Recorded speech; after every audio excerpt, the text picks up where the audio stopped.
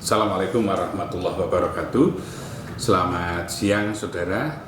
Ketemu lagi dengan mata kuliah Fisika Dasar 2. Topik kita pagi ini terkait dengan fisika modern.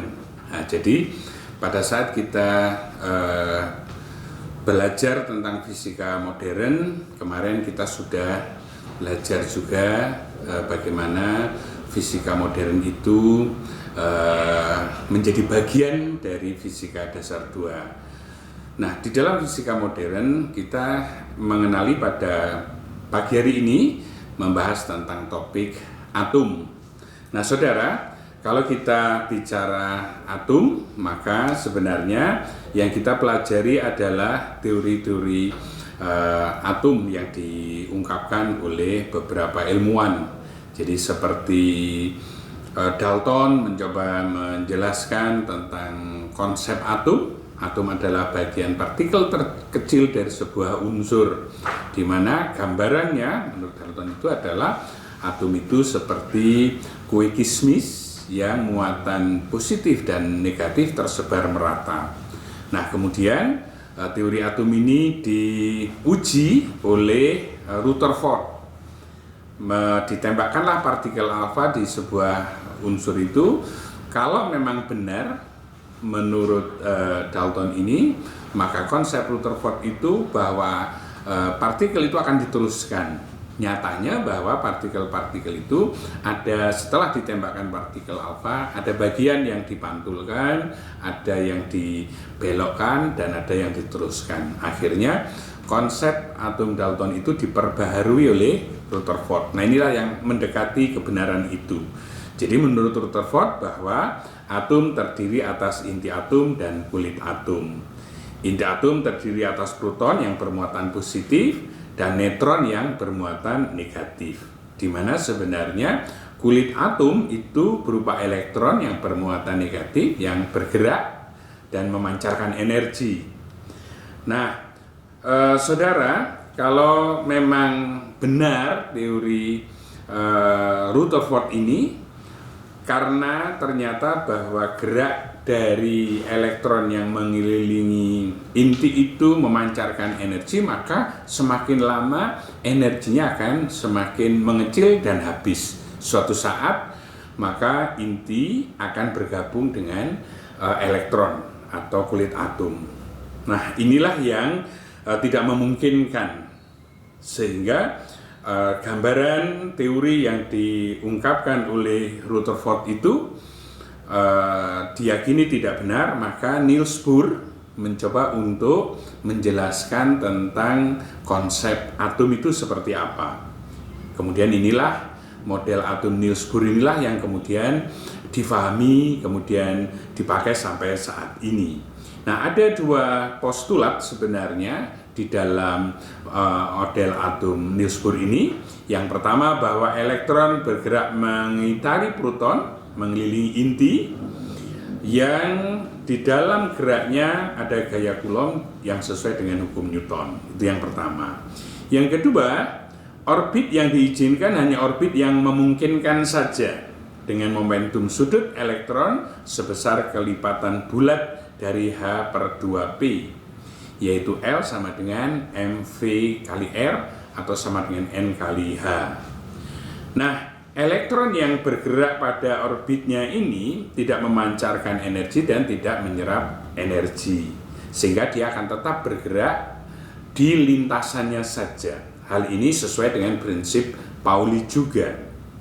Namun demikian, ada kemungkinan elektron ini jika ada energi yang bekerja padanya, kemungkinan ada yang mengalami transisi, yaitu elektron yang berpindah dari lintasan luar ke lintasan dalam, atau elektron ini akan mengeluarkan energi manakala dia akan bergerak eksitasi dari lintasan dalam ke lintasan luar.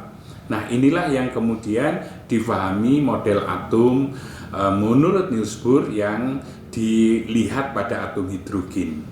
Akhirnya muncullah spektrum atom hidrogen, di mana sebenarnya di dalam peristiwa eksitasi atau transisi itu elektron akan memancarkan energi. Karena pancaran energi itulah akan membentuk garis-garis yang dimaksudkan. Inilah yang menunjukkan tentang spektrum atom hidrogen ini.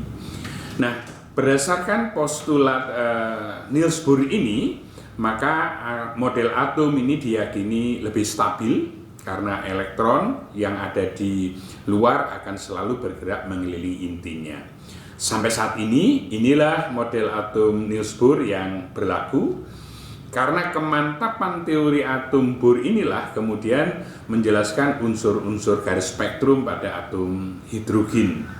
Alat yang digunakan untuk mengamati spektrum atom hidrogen ini disebut spektrometer.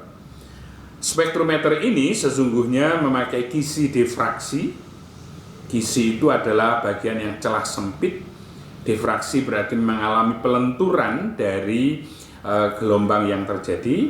Karena itu maka pada saat memanfaatkan spektrometer ini, maka akan dapat ditunjukkan spektrum atomik untuk beberapa unsur. Nah, orang yang pertama kali mengamati adalah Balmer.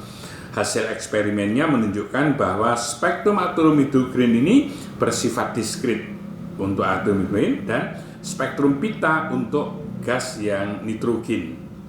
Nah, saudara, kalau menurut Balmer itu ternyata terjadi transisi dari kulit luar, dari elektron luar menuju elektron dalam.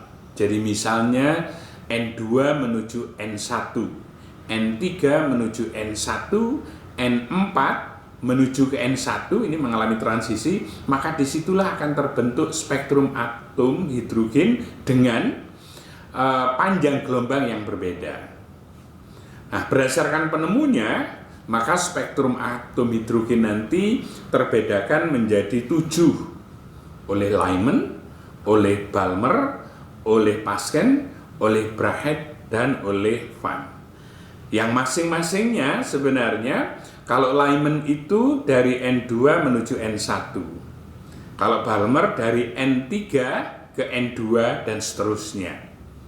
Kalau Paschen dari N4 ke N3, dari N5 ke N3, dari N6 ke N3. Menujunya inilah yang disebut deret itu. Nanti kalau Brahe itu menuju ke N sama dengan 4, kalau Van itu menuju N-nya sama dengan 5. Dengan demikian maka kita bisa menentukan berapa besarnya panjang gelombang dari masing-masing deret itu. Nanti seperti pada tayangan, saudara akan bisa mengamati berapa besarnya panjang gelombang dari masing-masing deret berdasarkan penemunya Lyman, Balmer, Paschen, Van, dan Brahe.